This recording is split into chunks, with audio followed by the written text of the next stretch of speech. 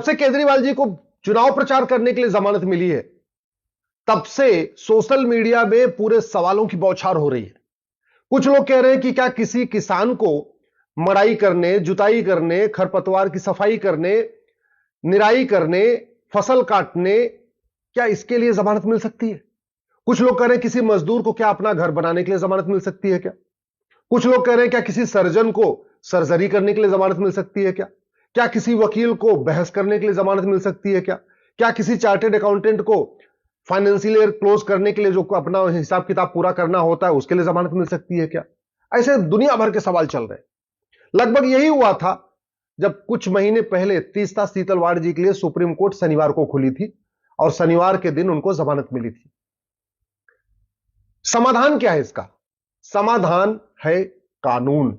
मैं बार बार कह रहा हूं, गुलामी की पुलिस व्यवस्था चल रही है, गुलामी की प्रशासनिक व्यवस्था चल रही है, गुलामी की न्यायिक व्यवस्था चल रही है। ये जो हवलदार सिस्टम, थानेदार सिस्टम, पेशकार सिस्टम, तहसीलदार सिस्टम चल रहा है, एसडीएम कलेक्टर सिस्टम चल रहा है, और ये जो जुडिशरी चल रही है, ये पूरी तरीके से गुलामी के सिस्टम पे चल रही है। इवन जो ड्रेस है, वकील का ड्रेस काला वाला, ये भी गुलामी का है। जज का जो ड्रेस है वो भी गुलामी वाला चल रहा है। जज के पीछे जो दरबान खड़ा होता है वो भी गुलामी के सिस्टम से चल रहा है।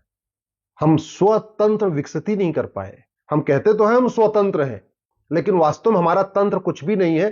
पुलिस व्यवस्था गुलामी वाली, प्रशासनिक व्यवस्था गुलामी वाली, न्यायिक व्यवस्था गुलामी वाली। तो समाधान क्या है? सबसे पहले समाधान इसकी जरूरत यह है, एक पुलिस चार्टर लागू हो, एक एडमिनिस्ट्रेटिव चार्टर लागू हो, एक जुडिशियल चार्टर लागू हो और एक सिटीजन चार्टर लागू हो। सबसे पहले इसको लागू करना इसलिए जरूरी है क्योंकि 5 crore cases district court, high court, supreme court में चल रहे हैं। 5 करोड़ केसेस से 5 करोड़ परिवार टेंशन में है। एक परिवार में अगर 6 आदमी मान के चलिए तो 30 करोड़ भारतीय इस समय मुकदमों के कारण टेंशन में है। 30 करोड़ भारतीय का मतलब एक अमेरिका के बराबर। 30 करोड़ भारतीय मुकदमों से टेंशन में है। रूस की जनसंख्या 2 करोड़ है, 15 करोड़ है, इसका मतलब रूस के 2 गुना लोग भारत में मुकदमों से टेंशन में। समाधान? Police reform, judicial reform, administrative reform. सबसे पहले भारत के आर्टिकल 4, जो संविधान का आर्टिकल 14 है, इसको बदलना पड़ेगा। आर्टिकल 14 में लिखना पड़ेगा state shall secure equal protection of law. सबसे पहले आर्टिकल 20 को बदलना पड़ेगा, जहां नार्को पॉलीग्राफ ब्रेन मैपिंग कानून बनाने की कोई प्रावधान नहीं, और इसलिए भी नहीं है कि जब संविधान बना था तो narco test, polygraph test, brain mapping के बारे में संविधान निर्माताओं ने सोचा ही नहीं था। सबसे पहले हमें झूठ को गंभीर अपराध घोषित करना पड़ेगा। आखिर केजरीवाल जी ने 170 मोबाइल तोड़वा दिए, पूरे जो जितने लोग इसमें शामिल हैं पूरे घोटाले पे 170 मोबाइल तोड़े गए, ऐसा ईडी कह रही है। अब सवाल यह है, अगर नार्को पॉलीग्राफ ब्रेन मैपिंग कानून होता, हर जिले में narco polygraph brain mapping test होती, लैब होती, तो केजरीवाल जी का एक दिन के अंदर पूरा पूरा सच और झूठ सामने आ जाता। केजरीवाल जी का narco test, polygraph brain mapping test हो जाता और फटाफट पूरा सच सामने आ जाता। इतना लंबा केस चलता ही नहीं। जब तक वो जेल में, अब तक तो मुकदमे का फैसला हो चुका होता, जमानत की जरूरत ही नहीं पड़ती, मुकदमे का फैसला हो गया होता। आखिर तीस्ता सीतलवाड़ का इतने दिन से केस चल रहा है, सजा हुई क्या? नहीं हुई। तीस्ता सीतलवाड़ का नार्को पॉलीग्राफ ब्रेन मैपिंग हुआ क्या? नहीं हुआ। क्यों? कानून नहीं है। इसलिए मैं कह रहा हूं, सबसे पहले झूठ को गंभीर अपराध घोषित करना पड़ेगा। झूठी शिकायत करना, झूठा एफआईआर करना, झूठी जांच करना, झूठी चार्जशीट फाइल करना, झूठा मुकदमे का फैसला देना, झूठा हलफनामा दाखिल करना, झूठी गवाही देना, इसको 10 से 20 साल के लिए आपको गंभीर अपराध घोषित करना पड़ेगा। केवल आप एफआईआर का एक स्टैंडर्ड फॉर्मेट बनाइए, शिकायत का स्टैंडर्ड फॉर्मेट बनाइए और उसमें अंडरटेकिंग लेना शुरू करिए कि मैं जो कुछ लिख रहा हूं सच बोल रहा हूं। अगर ये झूठ होगा तो इसके लिए मैं अपना नार्को पॉलीग्राफ ब्रेन मैपिंग कराने के लिए तैयार हूं। मैं गारंटी के साथ कहता हूं, लोग झूठी शिकायतें बंद कर देंगे।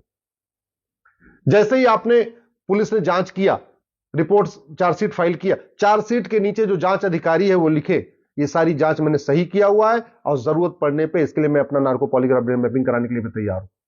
खत्म। वो पुलिस वाला कभी झूठी जांच करेगा ही नहीं। और ये जो 170 मोबाइल तोड़े जा रहे हैं, एविडेंस गायब किए जा रहे हैं, क्यों? क्योंकि कोई अपराध नहीं है ना, खौफ नहीं है। आदमी झूठी गवाही क्यों देता है? क्योंकि उसको पता है कि झूठी गवाही दूंगा कोई फर्क नहीं पड़ेगा। तो सही गवाही देने वाले और झूठी गवाही देने में कोई फर्क ही नहीं है। सही शिकायत करने वाले और झूठी शिकायत करने में कोई फर्क ही नहीं है। अगर हम केवल झूठ बोलने, झूठी शिकायत करने, झूठा मुकदमा करने, झूठी जांच रिपोर्ट कर देने, इसको गंभीर अपराध घोषित कर दें, झूठी गवाही को झूठी गंभीर अपराध घोषित कर दें, झूठे हलफनामा को गंभीर अपराध घोषित कर दें, मैं गारंटी के साथ कहता हूं 50% मुकदमे अपने आप ही खत्म हो जाए। केवल एक बार कानून बना दिया जाए और सरकार ये कह दे कि भैया जो लोग झूठ झूठ कर रहे हैं सब अपना वापस ले लो, 3 महीने का टाइम दे रहे हैं, मैं गारंटी के साथ कहता हूं 50% मुकदमे खुद ही वापस हो जाएंगे। लोग कह देंगे भैया अपना मुकदमा वापस ले रहे हैं। जितने लोग झूठी गवाही दे चुके हैं वो कहेंगे ऐसा जी हमारी गवाही वापस ले लो, मैं अपनी गवाही वापस लेता हूं। जिन्होंने झूठी चार्जशीट फाइल किया है पुलिस ने, वो कहेंगे ऐसा मैं अपनी चार्जशीट वापस ले रहा हूं। जिन्होंने झूठा मुकदमा दर्ज कराया बोले जी मैं अपना मुकदमा वापस ले रहा हूं। क्यों? क्योंकि झूठ बोलने पे 10 से 20 साल सजा होगी। अभी वो है नहीं तो सब चलता जा रहा है। दूसरा क्या तरीका है? एक हमें जुडिशियल चार्टर लागू करना पड़ेगा। ये जो अमीर के लिए अलग न्याय का सिस्टम चल रहा है, गरीब के लिए अलग चल रहा है ना, इसको बदलना पड़ेगा। इसके लिए हमें जुडिशियल चार्टर लागू करना पड़ेगा। और ये जो लंबी लंबी तारीखें होती हैं, ऐसा क्यों कि केजरीवाल जी का मुकदमा डे टू डे सुना जाएगा, केजरीवाल जी का मुकदमे पे हर हफ्ते सुनवाई होगी, और एक किसान, एक मजदूर, एक आदिवासी बेचारा गरीब जिसके पास बड़े वकील नहीं है, जिसके पास सिब्बल जी, सिंघवी जी या सलमान खुर्शीद जी या कपिल सिब्बल साहब या इस तरीके बड़े वकील जो लोग हायर नहीं कर सकते, उसको 6-6 महीने की तारीख मिलेगी। और जैसे कोई बड़ा वकील आ जाएगा उसको एक एक हफ्ते की तारीख मिलेगी। ये बंद करना पड़ेगा। एक हमें जुडिशियल चार्टर लागू ही करना पड़ेगा। ऐसे ही 1 घंटे के अंदर एफआईआर हो, 1 महीने के अंदर जांच पूरी हो, इसके लिए हमें पुलिस चार्टर लागू ही करना पड़ेगा। एसडीएम, तहसीलदार, एडीएम, डीएम, कमिश्नर, इन ये किसी भी जो उनके सामने समस्या आ रही है, वो कौन सी समस्या कितने दिन में डिसाइड करेंगे, ये रिटर्न में होना चाहिए। भैया इस तरीके की शिकायत 1 हफ्ते में डिसाइड होगी, इस तरीके की शिकायत 1 महीने में डिसाइड होगी, ये लिखना पड़ेगा। अब आर्टिकल 39 ए कहता है सबको इक्वल जस्टिस मिलना चाहिए। कहां इक्वल जस्टिस मिल रहा है? आपको लगता है कि जो गरीब आदमी है, चपरासी है या होमगार्ड है या ड्राइवर है या कंडक्टर है या मजदूर है, किसान, उसको वैसे ही न्याय मिल रहा है जैसे बड़े लोगों को मिल रहा है? क्या आपको लगता है कि गरीबों को वैसे ही न्याय मिल पा रहा है जैसे अमीरों को न्याय मिल पा रहा? नहीं। इसलिए इस परिवर्तन को लाने के लिए हमें हर हालत में संविधान में संशोधन भी करना पड़ेगा और कानून भी बनाना पड़ेगा। इसलिए मैं अब संविधान के प्रियम्बल में लिखा है जस्टिस, आर्टिकल 39 ए कहता है इक्वल जस्टिस, लेकिन कहीं यह नहीं लिखा हुआ है जस्टिस कितने दिन में मिलेगा। इसलिए मैं कहता हूं अब समय आ गया है कि भारत के संविधान में आर्टिकल 21 बी जोड़ दिया जाए, जस्टिस विद इन ईयर। आखिर हमने article 21 right to life liberty के बाद आर्टिकल 21 ए जोड़ा, राइट टू एजुकेशन बनाया। इसमें 2 और जरूरी है, राइट टू हेल्थ और राइट टू जस्टिस। इसमें आर्टिकल 21 बी और आर्टिकल 21 सी, ये 2 जोड़ना जरूरी है। इसी तरीके से आर्टिकल 14 को बदलना जरूरी है और लिखना चाहिए state shall secure equal protection of law. तो जस्टिस विद इन ईयर लागू करने के लिए सबसे पहले हमें 1 नेशन 1 पिनल कोड लागू करना पड़ेगा। यानी जो दुनिया भर के कानूनों का मखट जाल चल रहा है, घूसखोरी, कमीशनखोरी, जमाखोरी, मिलावटखोरी, कालाबाजारी, नशा तस्करी, मानव तस्करी, सोना तस्करी, अलगाववाद, कट्टरवाद, जिहाद, मजहबी उन्माद, काला धन, धर्म, हवालाबाजी, जो दुनिया भर के 50 कानूनों का मकड़ जाल चल रहा है, इसको मर्ज करके एक कानून बनाना पड़ेगा, 1 नेशन 1 पिनल कोड। जो हमने पुलिस व्यवस्था अलग अलग चल रही है, हर राज्य की पुलिस अपने अपने हिसाब से काम कर रही है, उसको ठीक करने के लिए 1 नेशन 1 पुलिस कोड। तो दूसरा कानून हो गया पहला 1 नेशन 1 पिनल कोड, दूसरा 1 नेशन 1 पुलिस कोड। तीसरा 1 नेशन 1 एविडेंस कोड। पूरे देश में सबके लिए एक एविडेंस कोड होगा, नार्को पॉलीग्राफ ब्रेन मैपिंग अनिवार्य होगा और झूठ गंभीर अपराध होगा। जैसे इसको हम डालेंगे खौफ पैदा हो जाएगा, लोग झूठी गवाही बंद कर देंगे, झूठी शिकायत अपने आप बंद कर देंगे। और फिर 1 नेशन 1 जुडिशियल कोड। आर्टिकल 50 कहता है सेपरेशन ऑफ जुडिशरी, लेकिन अगर आप हाई कोर्ट सुप्रीम कोर्ट में जाइए तो आप देखेंगे आपको आधे सांसद विधायक तो वहीं आके आपको सुप्रीम कोर्ट में नजर आएंगे। अरे भाई, जब जज जाके सिटिंग जज संसद में सांसद नहीं बन सकता, सिटिंग जज और कोई काम नहीं कर सकता, सिटिंग जज तो छोड़िए, कलेक्टर, कप्तान, कोई भी पब्लिक सर्वेंट दूसरा काम नहीं कर सकता नौकरी में रहते हुए।